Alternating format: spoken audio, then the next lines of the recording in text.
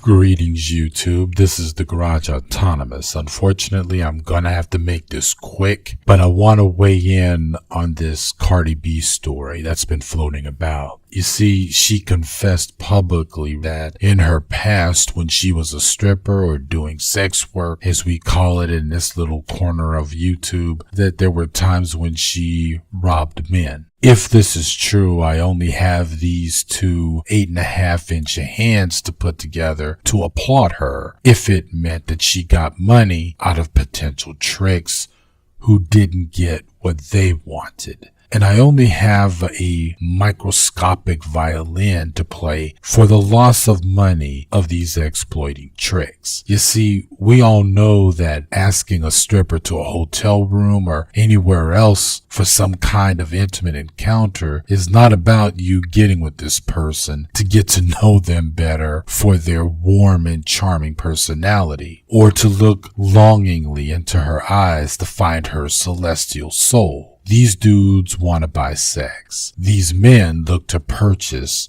a person's body. So you think we should feel bad for them if they get robbed? First of all, this proves that anyone who does sex work doesn't want to do it. They do it for survival. Now, you're gonna argue that sex work is a choice. I don't think it's a choice at all. So if anyone who is in that life can get the money without further exploitation, then I'm all for them to do it. It is far more riskier and dangerous for a sex worker than those who buy sex. Whether we are talking a prostituted person or a stripper or who does webcam, the danger of the provider to be ripped off, stalked, assaulted, or murdered is historically ever present. The links are in the low bar. So when I see the usual tripe being spooned out to the internet by the manosphere or their junior partners, they're little porch jockeys, the black manosphere in particular, trying to sell the narrative that when they hear a woman taking advantage of a man in a vulnerable position, it is supposed to be on equal footing with historical and systemic oppression like patriarchy, the povertization of women,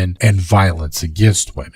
In other words, when Cardi B said that during her stripper days she drugged some men in order to take their money and get the hell away from these dudes without giving them sex, that's supposed to be as bad as Bill Cosby drugging women so he can rape them, or R. Kelly being the ephebophile rapist that he is. Bill and R. Kelly took the humanity from their female victims. Cardi B sought to expropriate funds from would-be exploiters who sought to purchase her body and humanity. In other words, hardly the same thing. Not the equal offense, and to put a blunder point on this, Bill and R. Kelly were serial rapists. Cardi B's quote-unquote customers got what they deserved. Fuck their money. If you ask me, she's a hero, not a villain, if her story is true. And as long as we don't end capitalism and patriarchy, which puts people, and women in particular, the position of being exploited sexually, and we don't have systems like the Swedish model in place, then I say let all sex workers find a way to rip off tricks without them selling their bodies. Let an escort for an escort hide in the bathroom with a lead pipe instead of spending money on some damn drugs to knock a motherfucker out. This way, the trick can go home to his wife and daughters and explain why the left side of his brains are leaking out of his ear.